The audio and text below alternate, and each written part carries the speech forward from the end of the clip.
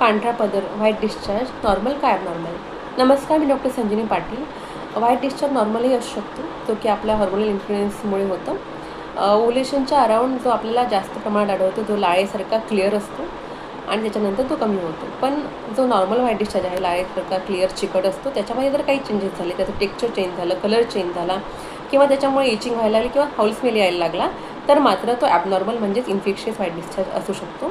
अशावेळी तुम्ही तुमच्या गायनेकॉलॉजिस्टला कन्सल्ट करून योग्य ते उपचार करायला हवे.